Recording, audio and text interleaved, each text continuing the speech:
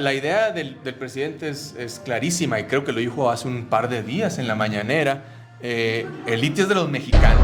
El presidente es sumamente ejecutivo, tiene una capacidad de acción ahí que a mí me sorprende cada vez que lo veo. Tenemos que subirnos a esa avalancha o esa bola ya.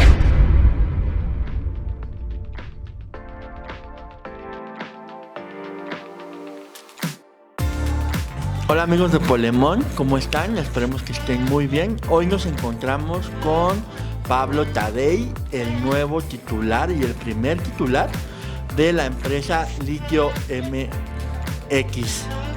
Y estamos con él aquí en esta entrevista. ¿Cómo estás, Pablo? Gracias, César. Gracias, Beth. Muy bien, acá feliz de estar con ustedes en esta entrevista. ¿Quién es Pablo Tadei? Queremos saber un poco de ti, porque mucha gente igual y todavía no te ubica mucho, pero que nos digas quién es Pablo Tadei, que le digas al público de Polemón. Es como Pablo Tadei, como un elevator pitch, así de 2 minutos. Pablo Tadei es oriundo de... Bueno, no voy a andar hablando en tercera persona, ¿no? Soy de Hermosillo, Sonora, con familia cananense, o sea, mis raíces de Cananea, pasándome ahí todos los veranos en Cananea prácticamente.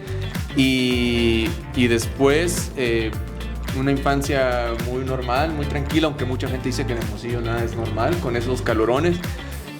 Pero estudié toda mi vida ahí en Hermosillo, hasta la carrera en la Universidad de Sonora. Soy ingeniero industrial y de sistemas por la Unison, BUO. Y después de ahí, de una serie de trabajos en el sector manufacturero, me entra por ahí el gusanito del viaje, de los viajes, de mochilero, por un libro. Ahí va, esta es exclusiva, un libro que se llama On the Road, que me recomendó un gran amigo de toda la vida, del escritor Jack Kerouac. Y eso me inspira y me tomo unos meses de mochilero por Sudamérica, que se convierten en casi un año. Y después, mientras estoy allá, me decido por la maestría, ¿no? Y empiezo a aplicar a las maestrías y ya, bueno, ahí ya lo demás es historia. Me voy a la maestría a la Universidad de Michigan, una maestría en sistemas sustentables, especializado en energías renovables. Y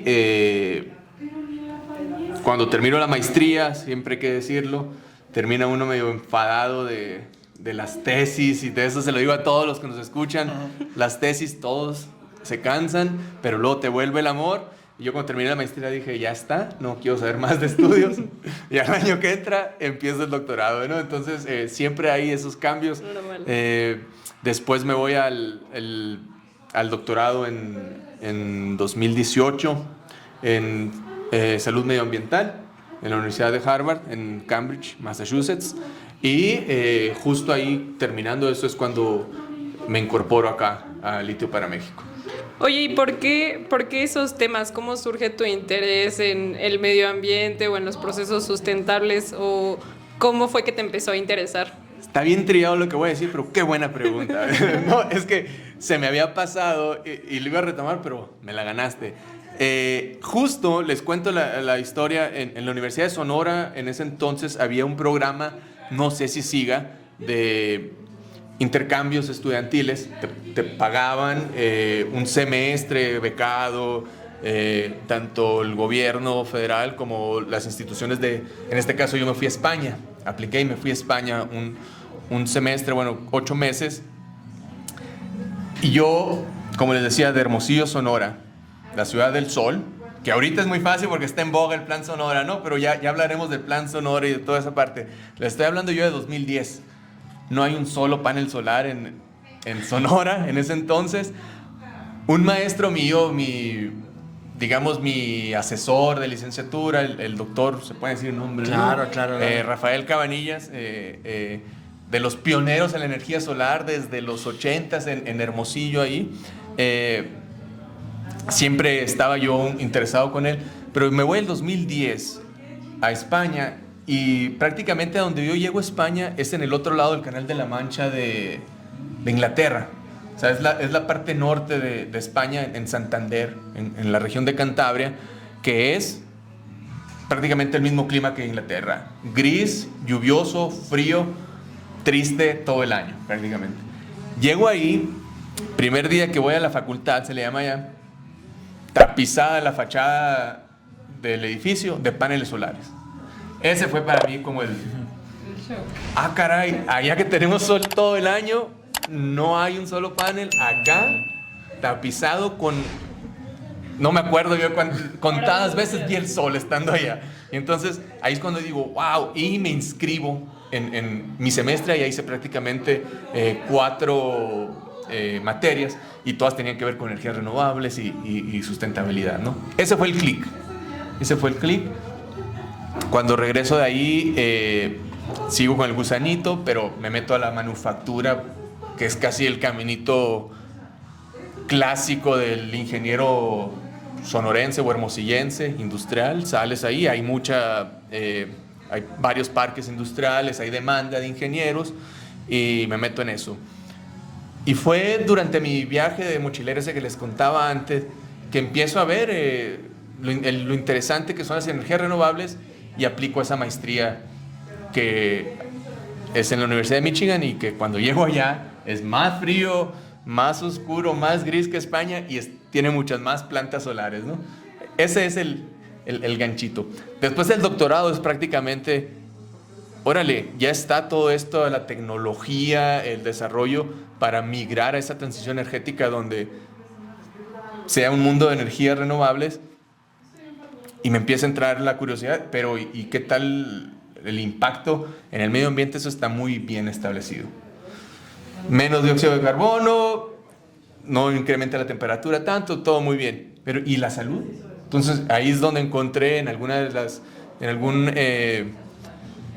conferencia, veo el que a la postre se convertiría en mi asesor del doctorado, hablando de cómo no es nada más el medio ambiente el problema, de eso nos está pegando directamente a la salud, la contaminación de las energías o combustibles fósiles, ¿no? Y entonces ahí me entra el interés de, órale, va más allá de lo ambiental. Lo ambiental es muy importante, pero también nos está pegando directamente en la salud.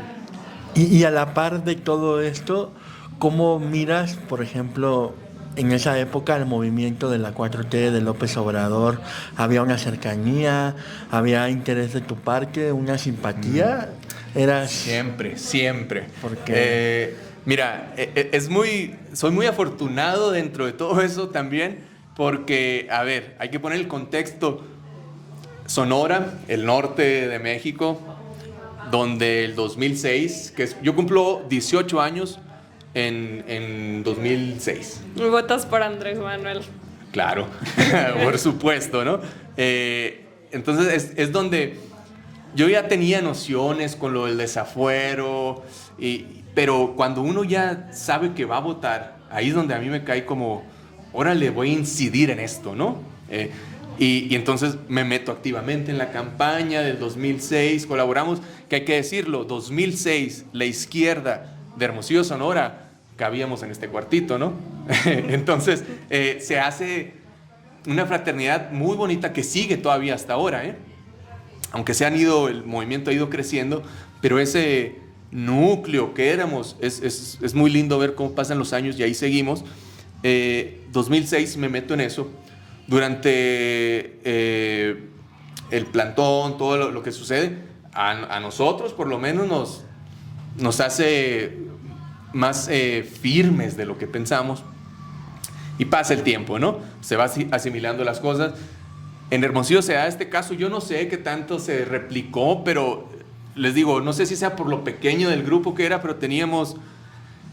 por ejemplo, me acuerdo el grito de los libres. Los 15 de septiembre nos apoderábamos de la plaza icónica de Hermosillo, que es la Emiliana de Subeldía, la plaza de la rebeldía, digamos. Ahí los movimientos estudiantiles ahí se daban, ¿no? Entonces, ese movimiento ahí persiste. Hubo años en que íbamos al grito de los libres, híjole, no más de 10, y otros años en que iba creciendo, ¿no? La cosa. Pero eso hasta que llega el 2011, yo termino mi licenciatura. muy activo siempre que por cierto aprovecho muy activo siempre en los movimientos estudiantiles, y hoy en día parte de lo que pedíamos en aquel entonces era una reforma a la ley de la Universidad de Sonora, esa ley que ahora lo siguen pidiendo, ¿no? Ahora lo siguen pidiendo y está, incluso el presidente López Obrador lo mencionó hace poco, alguien le preguntó y él dice que haya democracia y espero que eso siga fluyendo. 2011 me graduó, se viene todo el movimiento de la elección otra vez, la campaña, y ahí me toca ya un poco yo chavorruco, el movimiento Yo Soy 132. Es una experiencia preciosa, pero ya la veo yo también un poco de una óptica. Desafortunadamente ya no era estudiante, me hubiera un añito más, ¿no? Pero dando todo el apoyo posible a grandes jóvenes y compañeros que encabezaron el 132, por lo menos en Hermosillo. Oye, y o sea, porque tú vienes del movimiento, entonces, ¿cómo es este proceso o cómo viviste tú, si le pudieras contar un poco a la gente, cómo es que te llama el presidente o cómo te convoca para realizar esta labor tan importante? No me dejas, Bet, es que hablo mucho, pero para allá iba, Bet, iba a llegar ya. En un momento. Se da el 2012, cambia todo, es cuando me voy yo de mochilero, por ejemplo. 2015 me voy a la maestría, pero siempre sigo pendiente del movimiento, participando. Cuando me toca venir los veranos a descansar o sea, fui estudiante, era estudiante todavía, me tocaba venir acá y seguía en contacto con todos los amigos. Repartíamos el Regeneración en Hermosillo en verano, esa sí nos merecemos un monumento. Esto de 2015. Y afortunadamente cuando yo termino mi maestría, y aplico, y aquí hay que decirlo porque se dieron ahí temas de que el doctorado, porque me hicieron el paro y me metieron al doctorado, esas cosas. Yo digo, los procesos de doctorado se llevan un año de anticipación. Entonces, a mí me avisan, yo aplico al doctorado el 2017, me avisan en enero del 2018 que fui aceptado para empezar en septiembre del 18, ¿no? Entonces, hay prácticamente ahí que 7, 8 meses donde uno se está preparando para irse. Tuve la fortuna, porque yo era investigador en la Universidad de Michigan, ya como empleado, de terminar mi contrato por ahí de finales de abril, ¿sí? Finales de abril del 18, y me voy a Hermosillo a sumarme a la campaña de lo que sea. Ahí andaba colgando mantas o sea, úsenme de lo que sea, yo soy materia dispuesta al movimiento. Yo soy del pueblo, como dice. Pues sí, y entonces, en el 2018 me toca participar ahí ya un poco con mi maestría también dentro de grupos académicos que están conformando nociones de lo que, o esbozando brochazos de lo que sería en el futuro el Plan Sonora de Energías Renovables. Gana la ola este movimiento maravilloso, y ahí es donde me entra ese sabor agridulce porque me tengo que ir inmediatamente.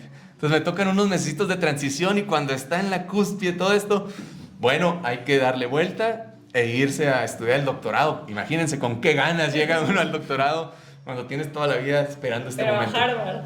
Sí, a Harvard, o sea, no me la pasé nada mal. Y cuando me voy al doctorado, siempre con un pie acá, siempre con ese grupo de expertos académicos colaborando, evaluando proyectos, colaborando cercano al presidente de manera voluntaria, ¿no? O sea, consideraban mis opiniones y yo bien. Ya estando allá también yo empezaba a decir, oye, este estudio, podríamos hacer este estudio o un análisis de esto, de lo otro, y se fue haciendo esa sinergia con varios grupos ya dentro de la 4T. Siempre un pie en México estando allá, porque además, tengo que decirlo, yo me fui becado a la maestría por el CONACYT, me fui becado al doctorado, es un convenio que tiene la Universidad y la Fundación México en Harvard, pero al final también entra CONACYT, y siempre el compromiso es regresar a México a aportar, ¿no? Que lo más cómodo muchas veces es quedarte allá y hacer una vida allá, pero el compromiso yo tenía muy claro que siempre quería regresar a aportar lo aprendido en esos años. Oye, Tadei, y ahora que hablamos de Harvard, los mexicanos luego tenemos sospecha de que, se van a Harvard y luego regresan, pero a aplicar los conocimientos neoliberales que les enseñaron ahí. Digo, sabemos por todo lo que nos dices que no vienes de esa parte, pero ¿no será que hay un fifí neoliberal dentro de ti? ¿O cómo le haces para que no seas el tecnócrata que a lo mejor muchos fueron en el pasado, como esos presidentes, pues? Mira, ese punto yo puedo hablar por mí nada más. No sé los demás y las otras experiencias, pero tiene mucho que ver. Yo creo que ustedes se refieren a ciertas carreras o ciertas áreas de Harvard que han tenido mala reputación acá o hemos tenido malas experiencias. Yo te digo, yo me fui y lo comentaba con una persona ahí del gobierno en algún momento de manera chiste, cuando me pregunta, ¿y qué estudiaste? Le digo, es la GSASS, es Graduate School of Arts and Science, o sea, Escuela de Artes, Escuela de Posgrado de Arte y Ciencia. Entonces tú sí fuiste a estudiarme. Sí, estas canas no salieron de la noche a la mañana. Y ya lo de las políticas públicas o otras partes que hay que decirlo, salen. Yo cuando estuve ya conocí a la Asociación de Estudiantes Mexicanos en Harvard, sería la traducción, que en su mayoría son de la Business School, de la escuela de la Kennedy School, todos esos. Hay gente muy buena, hay gente 4T, hay gente que... De todo. De todo ahí, sí, hay que decirlo también, no hay que estigmatizarlos a todos.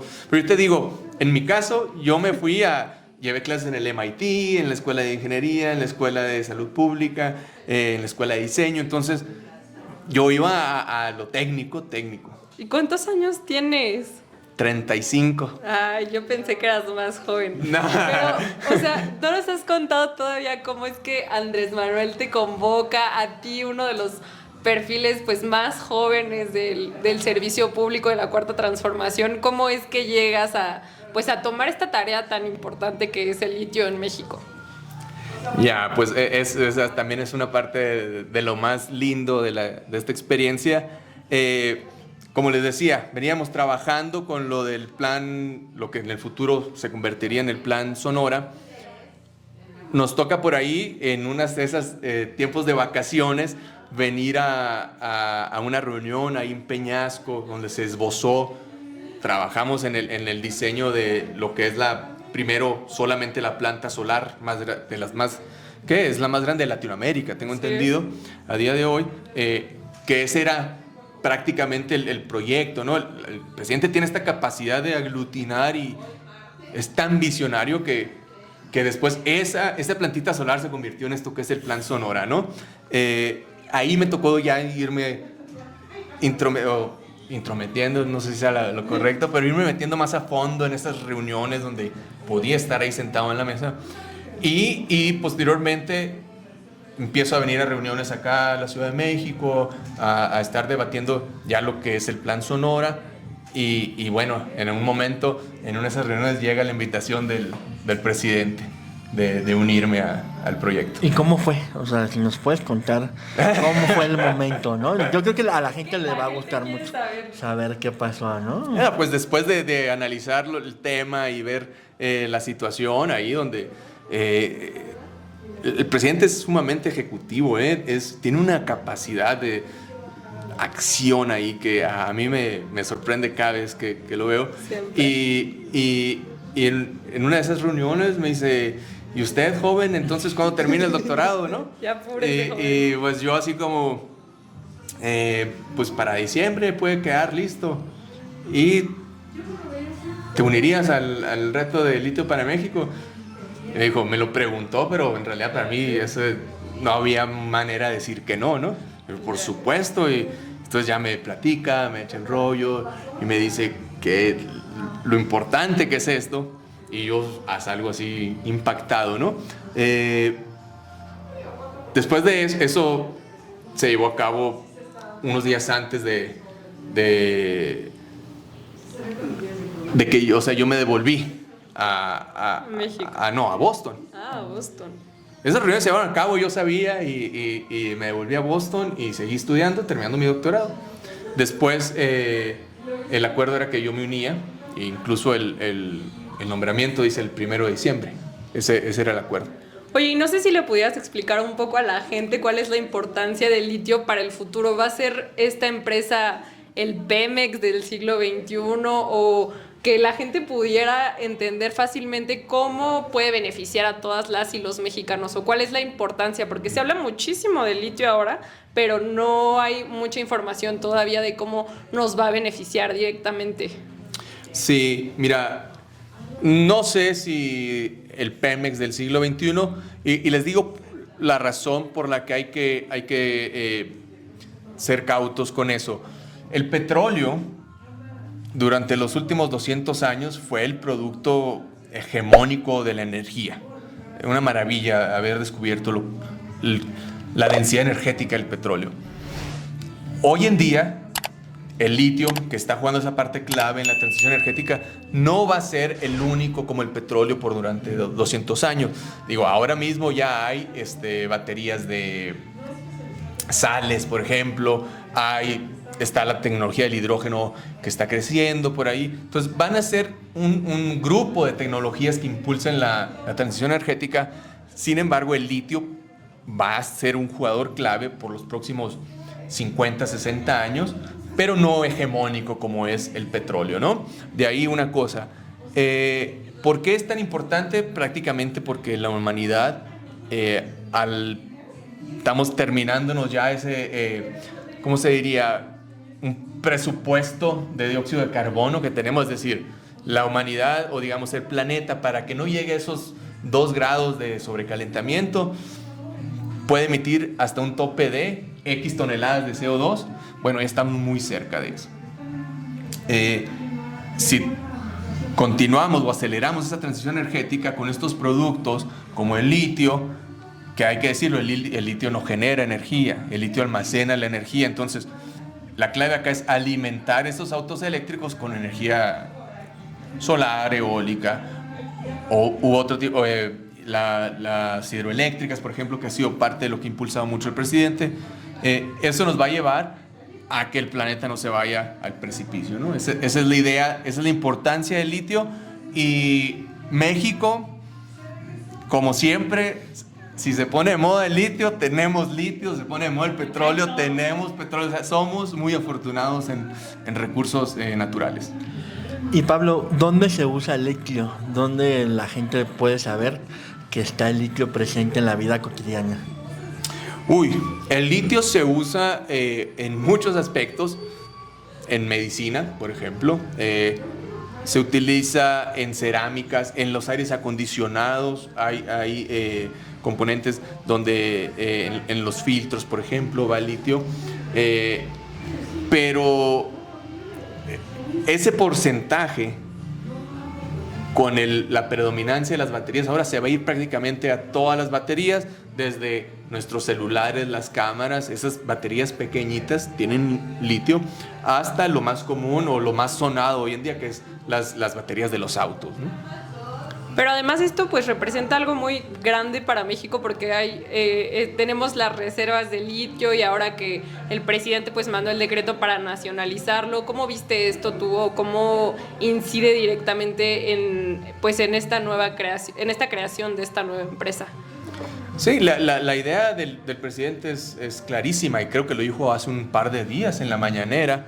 El litio es de los mexicanos y con la idea de que esta empresa, el conducto para que esos beneficios lleguen al bienestar o que impacten el desarrollo del país, sea a través de Litio MX.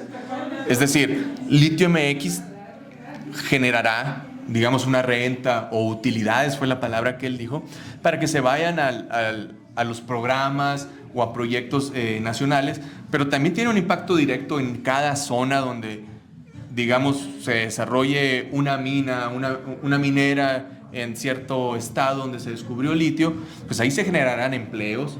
En la construcción se generará también empleos para la operación de la mina a lo largo del tiempo y una derrama económica que se desparrama por toda la zona alrededor. Esos son algunos de los impactos que tendría el litio. ¿Y cuál papel va a jugar la empresa en este caso? Por ejemplo, ¿los privados van a ser los que hagan las minas o la empresa Litio MX también va a tener sus propias minas en este juego? Porque ahora tengo entendido que en Bacadehuachi ya hay una empresa, ¿no? Que era al principio China y creo que ya cambió, pero ¿cómo va a ser ese papel? ¿Cómo podemos entenderlo los mexicanos? ¿Cómo va a funcionar Litio MX en ese conglomerado? Perfecto. Nada más una aclaración, es Bacadehuachi, con acento en la E. Bacadehuachi es lo que venía acá, es Bacadehuachi.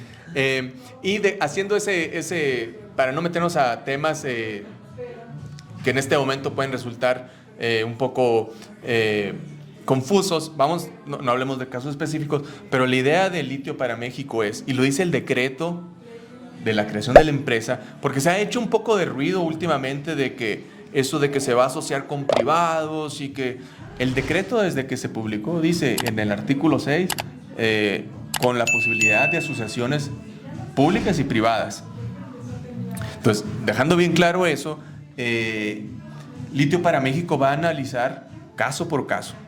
Digamos, oye, acá en el norte del país hay alguien con una concesión que dice tener litio. Bueno, se analiza el caso. Primero, si la concesión realmente le pertenece, si cumple con todos los ordenamientos. Y después, si realmente hay litio, si es explotable o no. Y después, el tipo de tecnología necesario para extraerlo. Tenemos en México...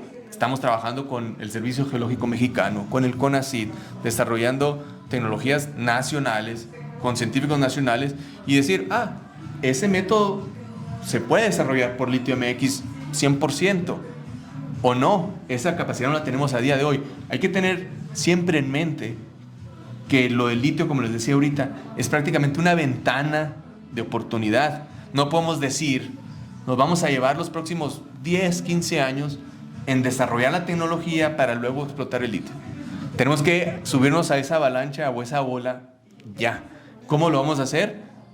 Caso por caso. En algunos, como Litio para México, en algunos Litio para México en asociación con empresas privadas, pero siempre, yo sí que quede bien claro, con la rectoría del Estado mexicano.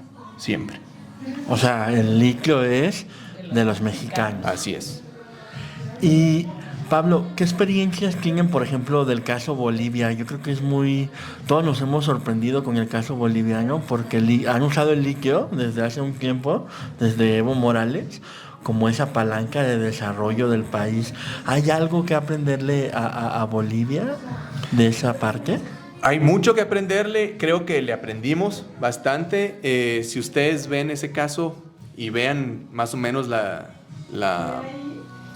las leyes ahí actuales de Bolivia, y van a encontrar algunas semejanzas con lo que se hizo en México, como dato curioso.